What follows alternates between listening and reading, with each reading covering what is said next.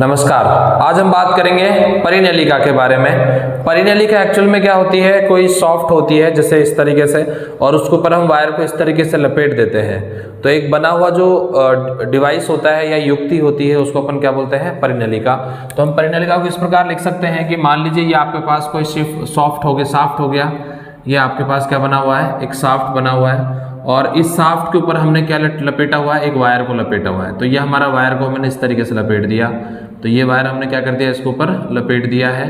तो ये जो वायर लपेटा है, इसके बाद जो ये युक्ति बनी है आपकी, उसको अपन क्या बोलते हैं, उसको बोलते हैं परिनलिका। तो ये क्या हो गया, आपका परिनलिका हो गया। इसमें से इस तरीके से हम यहाँ से धारा को प्रवाह करेंगे, तो धारा का मान इस तरीके से यहाँ प्रवाह होगा, तो ये आपको क्या बन जाएगी, परिनलिका बन जाएगी। ठीक है। तो एक ऐसी जो डिवाइस होती है उसको अपन क्या बोलते हैं, परिनलिका बोलते हैं। ठीक है।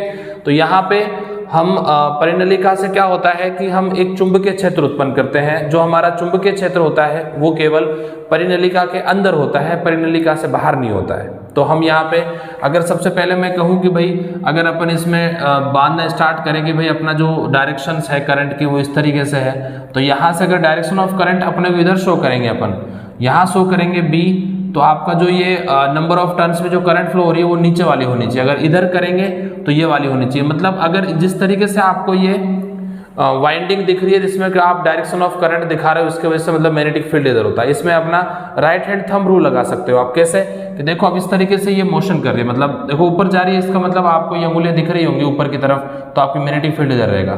अगर मान लीजिए ये नीचे आती, ये वाली अंगुलियां नीचे आती तो आपको मैग्नेटिक फील्ड इधर होता। तो अगर आपको मैग्नेटिक फील्ड इधर शो करना है तो आपको ये क्या करनी पड़ेगी, जो आपके ये टर्न्स ये हैं इनको आप सबको कहाँ दिखाना पड़ेगा, नीचे दिखाना पड़ेगा। अगर आप ऐसा करते हो तो आपके जो मैग्नेटिक फील्ड की डायरेक्शन है वो क्या हो जाएगी, ये हो जाएगी। तो आपकी ये क्या हो गई, मैग्नेटिक फील्ड की डायरेक्शन हो गई। यहाँ करंट इस तरीके से निकलेगी और यहाँ से अपन करंट देंगे, मतलब करंट आई यहाँ से एंटर करेगी और यहाँ से एग्जिट करेगी। ठीक है। ये क्या हो जाएगी, आपकी डायरेक्शन ऑफ मैग्नेटिक फील्ड। अब हमारा टॉपिक आता है कि परिनलिका के अंदर, परिनलिका के अंदर चुंबकीय क्षेत्र के मान को ज्ञात करना। ठीक है। तो हम क्या करेंगे, इसी डायग्राम को दोबारा बनाएंगे, लेकिन अब इस बार जो इसकी शेप होगी वो थोड़ा हम इसको चेंज कर देंगे, यानी हमारी जो शेप होगी वो इस तरीके से आपको दिखाई देगी। ठीक है। और ये हमने इसको शो कर दिया। अब देखो मेरी बात सुनना ध्यान से, यहाँ तो बाहर निकल रहे हैं और यहाँ अंदर जा रहे हैं। अंदर जाने वाले को अपन क्रॉस से शो करते हैं, तो अपन यहाँ पे इस तरीके से यहाँ वो बना लेते हैं और यहाँ पे डॉट और क्रॉस शो कर देंगे अपन। वहाँ से बाहर निकल रहे हैं, इसका मतलब डॉट, तो यहाँ तो आ जाएगा सारे डॉट्स, तो ये तो डॉट्स हो गए।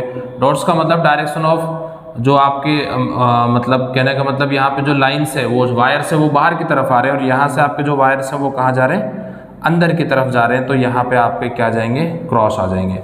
ये केवल आपके इसके डायग्राम को समझाने के लिए है। ठीक है। अब इसके अंदर क्या है कि यहाँ चुंबकीय क्षेत्र है, ये क्या है आपका चुंबकीय क्षेत्र। इसके अंदर क्या दिखाई दे रहा है आपको, ये चुंबकीय क्षेत्र दिखाई दे रहा है। अब इस चुंबकीय क्षेत्र निकालना है अपने को, ये बी का मान निकालना है। इस बी का मान निकालना है तो अपन क्या करेंगे, यहाँ पर एक आयताकार लूप लेंगे। ये अपना आयताकार लूप हो गया, इसका नाम रख देंगे हम यहाँ पे पी क्यू आर एस।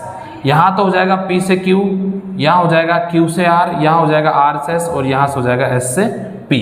ये हमने एक आयताकार लूप लिया है जिसकी यहाँ से जो लंबाई है उसको अपन क्या बोल सकते हैं, X।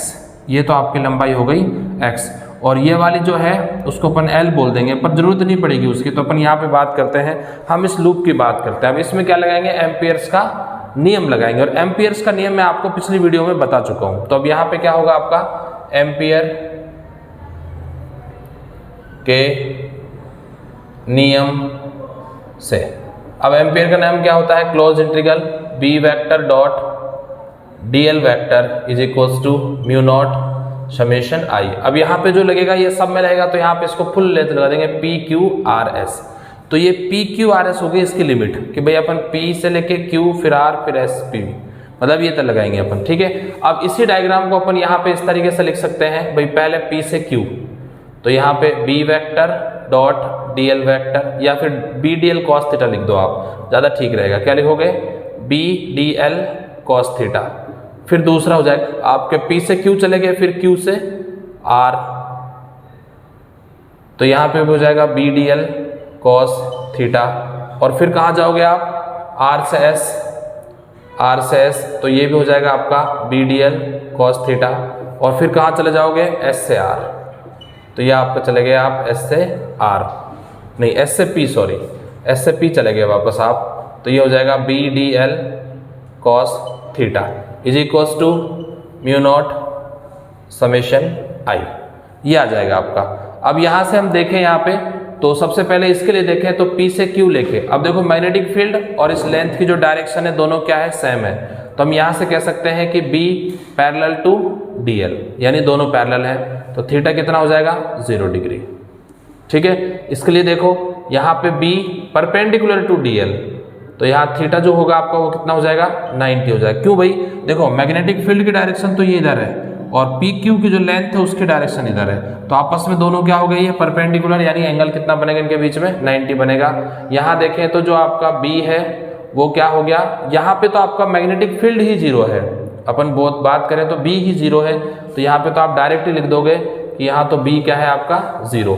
इसके अंदर देखें तो वही आपका जो बी, अब इसमें भी देखो आप ये भी परपेंडिकुलर है, तो यहाँ भी 90 बन जाएगा, यानी B vector perpendicular to D L vector, तो यहाँ भी थीटा इज इक्वल्स टू क्या आ जाएगा आपका 90 आ जाएगा। इन चीज़ों को मैं अप्लाई करता हूँ यहाँ पे, तो यहाँ पे अप्लाई करेंगे तो क्या बन जाएगा, ये P से Q और ये यहाँ पे और B DL और cos 0, यहाँ पे क्या हो जाएगा आपका Q से R और B DL cos 90 प्लस यहाँ पे क्या हो जाएगा आपका क्लोज इंटीग्रल 0 और फिर DL cos थीटा। तो थीटा तब बनेगा ना जब B होगा, तो B है ही नहीं तो यहाँ थीटा नहीं बनेगा। और यहाँ जो हो जाएगा आपका S से P, ये हो जाएगा आपका B DL cos 90 is equals to mu naught summation I.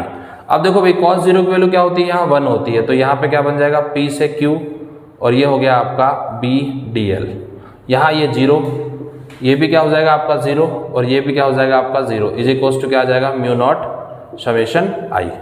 अब यहाँ पे अपन देखेंगे P से Q लेके, तो यहाँ पे B को भी बाहर निकाल लो और DL जो है वो P से लेके कहाँ तक है, Q तक है, और यहाँ हो जाएगा आपका म्यू नॉट समेशन आई। अब दो चीज़ें यहाँ पे, एक तो आपको P से Q DL पता होना चाहिए। अब देखो P से लेके Q, इसकी लेंथ कितनी यहाँ पर x, तो ये तो हो जाएगा आपके पास x। और हम दूसरे की बात करें, इसके अलावा इसकी बात करें समेशन आई की, तो यहाँ जो आपका समेशन आई मिलेगा वो क्या मिल जाएगा अपने को, समेशन आई की बात करें, देखो अब समेशन आई इन इसके अंदर होता है, एक तो n है number of turns per unit length, small n बोलते हैं उसको, एक आपका लेंथ है x और उसमें करंट आई है, तो इसका हो जाएगा nxi। तो क्या हो जाएगा nxi। सर ये nx कैसे आता है, देखो n होता है number of turns per unit length, यानी पूरी लेंथ है, इसमें से पर यूनिट लेंथ में नंबर ऑफ टर्न्स n है। अब n यहाँ से शुरू होकर यहाँ तक होंगे, तो उसके n किससे मल्टीप्लाई हो जाएंगे, x से, और उसमें क्या फ्लो हो रही है करंट, तो क्या बन जाएगा nxi। अब हम इसको अप्लाई करें यहाँ पे, तो स्पेस थोड़ा सा हमें रिक्वायरमेंट है, तो हम ऐसा कर सकते हैं कि यहाँ पे इस चीज़ को लिख सकते हैं, तो वहाँ देखना ध्यान से, ये क्या हो जाएगा b और DL की वैल्यू क्या आ जाएगी x is equals to mu naught, और समेशन i की वैल्यू क्या आ जाएगी वहाँ से nxi। देखो यहाँ से x क्या हो जाएगा कैंसिल, तो b का आंसर क्या आ जाएगा म्यू नॉट ni। यहाँ पे लिख देना, यहाँ जो n है वो क्या है प्रति इकाई लंबाई में फेरों की संख्या क्या हो गई भाई, स्मॉल n हो गई, और I क्या है यहाँ पे प्रवाहित धारा, किसमें, परिनलिका में, और म्यू नॉट क्या है यहाँ पे निर्वात में